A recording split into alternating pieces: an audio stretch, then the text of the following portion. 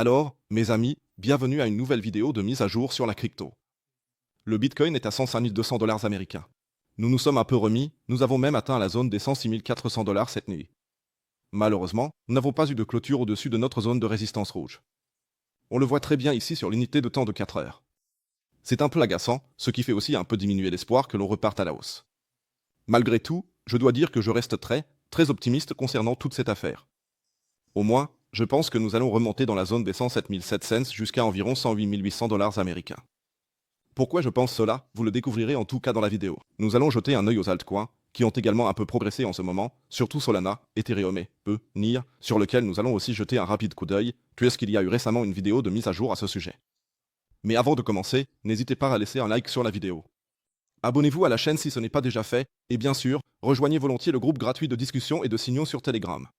Si vous avez envie de recevoir des mises à jour, des actualités et des signaux, n'hésitez pas à nous rejoindre. Le lien est disponible gratuitement en bas dans la description de la vidéo. Et si vous cherchez encore une plateforme ou trader tout ce dont on parle ici, vous pouvez vous inscrire sur mon exchange partenaire Dinks. Le lien se trouve également en bas dans la description de la vidéo. Actuellement, vous pouvez obtenir jusqu'à 11 500 USDT de bonus si vous vous inscrivez, effectuez la vérification KYC et remplissez d'autres conditions. Allez, on y va. Bitcoin à 105 200 dollars américains. Sur le time frame d'une heure, on voit, ok, on a eu une clôture, même une clôture sur 2 heures au-dessus, mais la clôture sur 4 heures est quand même plus significative. Malheureusement, on n'a pas réussi à atteindre nos points d'entrée hier. Il était ici en bas, à 103 280. Ça aurait été le premier point d'entrée, justement avec la moyenne mobile de cents sur 4 heures. Le volume SMA n'est pas vraiment irréprochable non plus, il faut le dire à ce stade. Pourtant, même si Paul n'a pas démissionné hier, ce qui n'était de toute façon qu'une rumeur, on en a déjà longuement parlé hier, je vois la situation actuelle comme étant encore un peu plus haussière. À quoi cela est-il dû? D'une part, regardons les taux de financement, ils ont de nouveau nettement baissé, donc ils sont à nouveau dans le vert, voire même en territoire négatif. C'est un bon signe, cela montre qu'il y a encore plus de vendeurs à découvert sur le marché, qui pourraient finalement pousser le prix dans notre direction, c'est-à-dire vers le haut, et que nous pourrions donc encore voir cette impulsion haussière. Ce serait le premier point. Ensuite, regardons rapidement la heatmap à ce sujet. Sur le graphique 3 jours, tout a déjà été récupéré ici pour l'instant. Néanmoins, nous avons encore énormément de volume là-haut, dans la zone des 108. Regardons aussi tout cela sur l'unité de temps hebdomadaire, si jamais ça charge. Hier, ça l'a pas chargé. Espérons que ça fonctionne cette fois. Au final, on observe exactement le même scénario. 108, 109 000 dollars américains. C'est là que se trouve actuellement la plus grande partie de la liquidité, et comme je l'ai dit, cela correspondrait parfaitement à notre zone de prix ici en haut, avec notre zone de liquidité ou bien notre ancien pivot. Donc toute cette zone ici en haut, c'est là que se trouve la liquidité, et cela collerait aussi si jamais on obtenait finalement ce breakout au-dessus de cette ligne de résistance. Cela signifie, en fin de compte, que nous verrions cette impulsion vers le haut, breakout, liquidité, retest, et ensuite nous pourrions même encore progresser vers 114 voire 116 000 dollars américains. Et ça, c'est vraiment le scénario haussier. Ce n'est que si cette zone de support, dont nous avons déjà parlé hier, donc ces 103 000 dollars, venait à céder ici en bas, que la situation deviendrait critique. Nous aurions alors certes encore 101 000 comme support, mais ensuite probablement seulement les 97 000, voire même un niveau encore plus bas.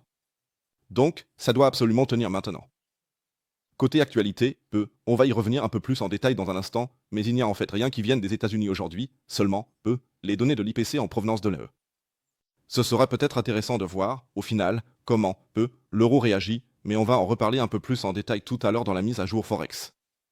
Sinon, comme je l'ai dit, il ne se passe vraiment pas grand-chose. Attendons de voir. Passons plutôt aux altcoins, là il s'est passé un peu plus de choses. Ethereum, malheureusement, n'a pas non plus atteint ce point d'entrée ici en bas, mais malgré tout, on remonte légèrement ici, ou plutôt on se dirige à nouveau vers notre, zone cible, disons-le comme ça. Nous avons certes cassé notre, triangle ascendant, mais le support dont nous avons parlé hier, c'était cette zone ici en bas, tient toujours pour l'instant.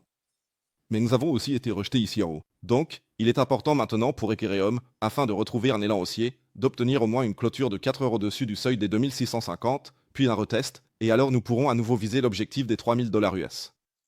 Ce sont toujours les anciens objectifs de prix de la semaine dernière. Mais comme je l'ai dit, à ce sujet, je suis même un peu plus optimiste, et je pense que nous pourrions même atteindre cet objectif cette semaine. Mais pour cela, il faut bien sûr d'abord vraiment franchir le seuil des 2800 dollars US. Nous avons été rejetés plusieurs fois, ou dans cette région entre 2,7 et 2,8. Si nous y parvenons, il est probable que le prix grappe assez rapidement vers les 3000 dollars US. Solana se porte aussi très bien, il faut le dire à ce stade. Donc, à partir de notre point d'entrée, on a maintenant connu une cassure haussière. Nous avons été rejetés au premier pivot, ce qui aurait constitué le premier objectif de prise de bénéfice. Le deuxième objectif de prise de bénéfice, je le placerai plutôt dans la zone ici en haut, à 169 $ US. Oui, c'est là que je l'envisagerai ou que je le réaliserai. Nous avions déjà observé cette divergence haussière hier. Ça a l'air bien, encore un petit retest. Mais il faut maintenant qu'il y ait plus de volume ici aussi. Donc, il faut qu'on fasse attention dans les prochaines heures à ce qu'il y ait plus de volume qui arrive. C'est le même scénario que pour Ethereum, afin que nous puissions également franchir ces objectifs de prix à la hausse.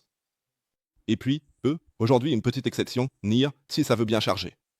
Parfait, parce que j'avais justement fait une mise à jour sur NIR la semaine dernière concernant la position swing. Ici aussi, ça a l'air plutôt bien. Donc, c'était ici les points d'entrée, ou bien ici sur la partie haute à 2,42. Nous sommes à 2,50. Là, il suffirait simplement de prendre le take profit et de mettre le stop loss à l'entrée, puis on va simplement voir comment ce trade évolue. Mais la prudence est de mise pour l'instant. C'était la position swing dont nous avons parlé dans la vidéo de la semaine dernière. Passons maintenant au marché traditionnel. L'or, nous tradons actuellement à 3360 $ US ici. Allez, ouvre-toi. Ça ramait un peu à l'instant. En tout cas, on trade actuellement à 3360 $ US ici.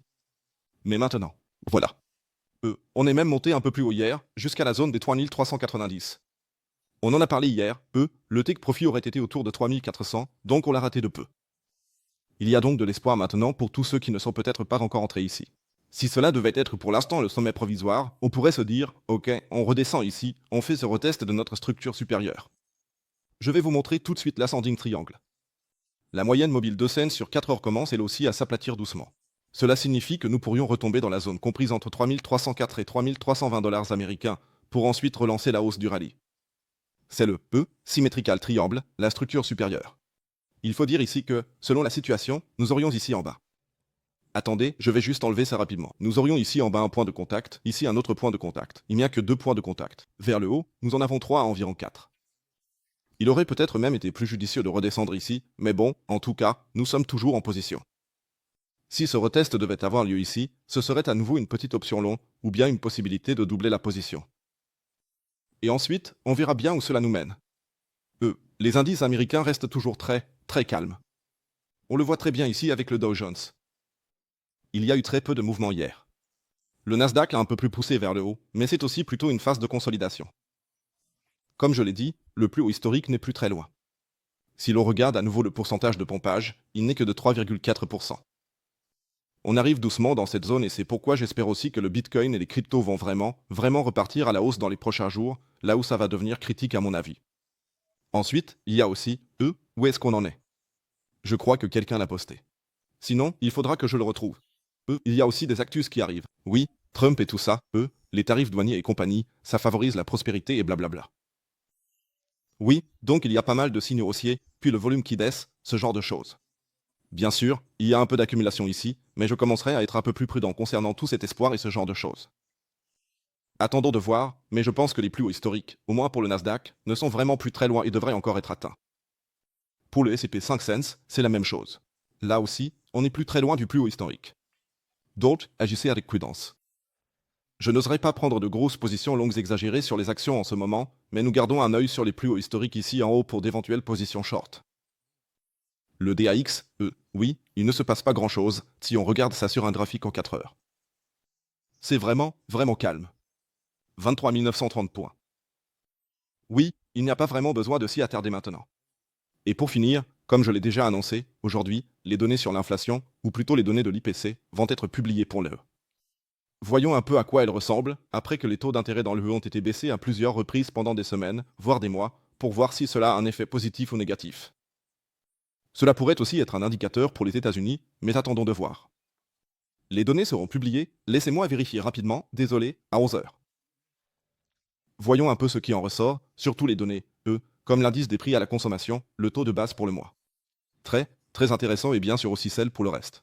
Oui, on verra bien, si elles sont positives, cela pourrait aussi être un signe positif pour l'euro, au moins pour une hausse, à moins qu'on ne doive vendre. Comme je l'ai dit, nos zones sont claires, toujours le 1,12 ici en bas. Pour moi, c'est toujours un point d'entrée parfait. Sinon, juste pour être complet, il n'y a plus d'indicateur de vecteur qui traîne ici. Regardons aussi rapidement le graphique en 1 heure. Oui, là non plus, il n'y a pas grand-chose. Donc, le 1,12 reste pour moi ce qu'il y a de plus alléchant en ce moment. Sinon, c'est tout pour moi. Je n'aurai malheureusement pas le temps de faire une mise à jour sur les altcoins aujourd'hui, et il n'y aura probablement pas de vidéo demain non plus. Je vous tiendrai de toute façon informé par écrit. Sinon, c'est tout pour moi. Merci d'avoir regardé. On se retrouve, oui, au plus tard après-demain, avec aussi, un live stream inclus, et sinon, c'est tout de ma part.